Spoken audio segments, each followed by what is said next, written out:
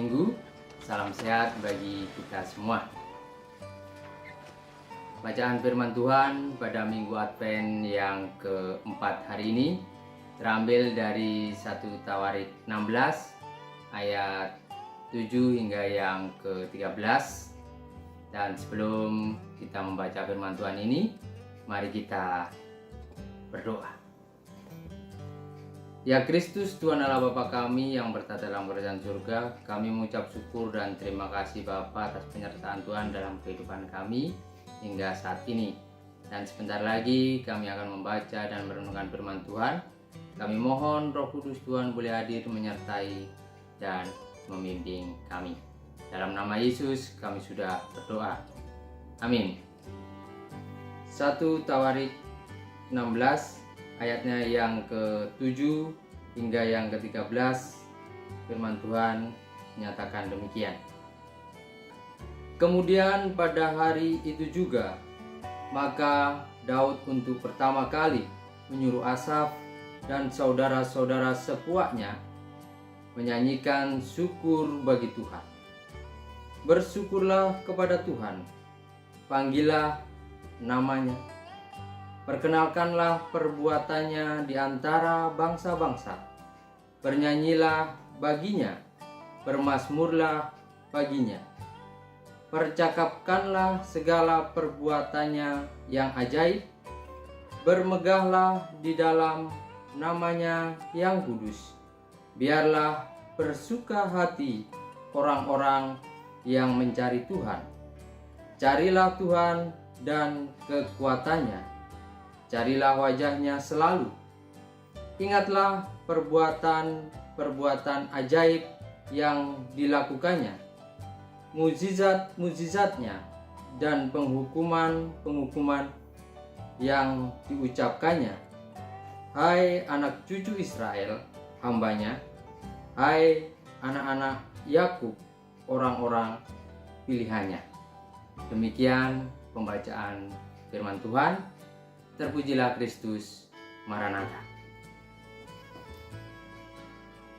Ibu bapak sekalian dan jemaat yang dikasihi Tuhan, minggu ini adalah Advent yang keempat, atau minggu terakhir di masa penantian kedatangan Sang Mesias, yaitu masa di mana peristiwa kelahiran Sang Juru Selamat dunia yang diingat rayakan sebagai momentum sukacita dalam peribadahan umat Tuhan. Dan tema minggu ini adalah doa dan nyanyian hidup. Hal ini berdasar dari bacaan firman Tuhan yang telah kita baca dari 1 Tawarik 6 ayat 7 hingga yang ke-13, yang menyatakan, kemudian pada hari itu juga, maka Daud untuk pertama kali menyuruh Asaf dan saudara-saudara sepuaknya menyanyikan syukur bagi Tuhan.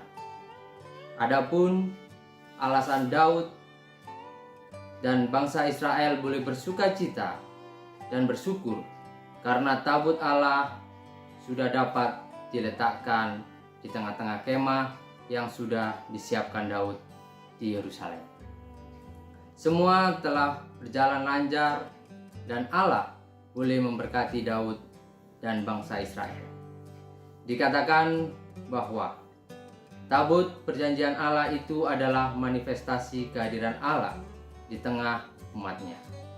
Adapun bangsa Israel diundang untuk memuji Tuhan dengan cara memperkenalkan perbuatan Tuhan yang ajaib di antara bangsa-bangsa. Israel diminta untuk mempercakapkan segala perbuatan Tuhan yang telah menyelamatkan mereka selaku umat pilihan. Bangsa Israel diajak untuk terus bermegah di dalam kekudusan Tuhan. Umat juga diajak untuk mencari Tuhan dan kekuatannya. Serta umat Tuhan diingatkan akan mukjizat-mukjizat dan penghukuman Tuhan. Ibu bapak jemaat sekalian yang diberkati Tuhan, seluruh nyanyian umat yang boleh dilakukan Daud bersama bangsa Israel itu merupakan ungkapan hati yang penuh sukacita, yang dibalut dengan kekuatan iman yang sejati kepada Tuhan Allah. Allah boleh hadir menyertai dan memelihara serta memberkati Daud dan bangsa Israel di saat mereka dapat menempatkan Allah di tengah-tengah mereka. Beberapa hari lagi Natal itu akan tiba, yaitu hari kelahiran Yesus Kristus ke dunia 2000 tahun yang lalu, yang juga merupakan manifestasi bahwa Allah boleh hadir di tengah-tengah umatnya yang berdosa. Sebagaimana keberadaan tabut Allah di zaman Daud dirayakan dengan penuh sukacita yang besar oleh bangsa Israel, maka kelahiran Yesus Kristus dalam peristiwa Natal ini juga menjadi peristiwa sukacita yang besar bagi dunia. Sehingga sebagai umat pilihan Tuhan, kita juga harus menaikkan pujian dan menyanyikan syukur atas kelahiran Kristus dengan penuh ketulusan dan kemurnian iman. Mungkin di tahun ini 2020, perayaan Natal atau hari kelahiran Tuhan Yesus Sang Juru Selamat boleh kita rayakan, akan tetapi masih dalam situasi pandemi COVID-19 yang melanda seluruh dunia. Begitu juga kita sampai saat ini.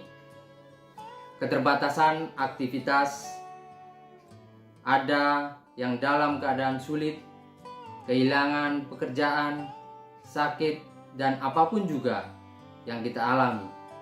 Mari kita tetap menaikkan ungkapan syukur dan memiliki sukacita yang besar dengan penuh keimanan bahwa kelahiran Tuhan Yesus itu adalah bukti keberpihakan Allah kepada umat pilihannya, seperti saudara-saudara sekalian dan juga saya. Mari ingatlah perbuatan-perbuatan ajaib yang dilakukan Tuhan dan mukjizatnya melalui doa yang di dalamnya ada permohonan dan ungkapan syukur yang boleh kita naikkan kepada Tuhan. Itulah yang akan selalu menguatkan kita bersama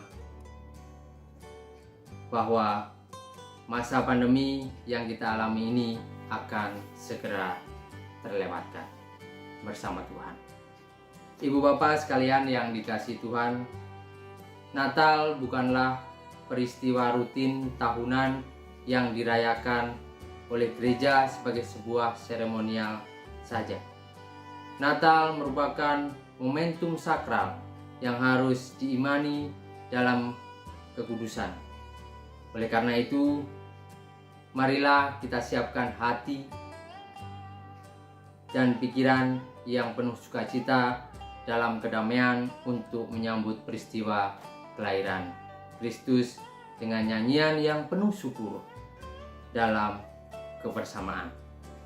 Adapun nyanyian hidup kita adalah menyanyikan perbuatan Tuhan dalam kemegahan kudusnya melalui tutur kata, perilaku, dan karya hidup kita setiap hari.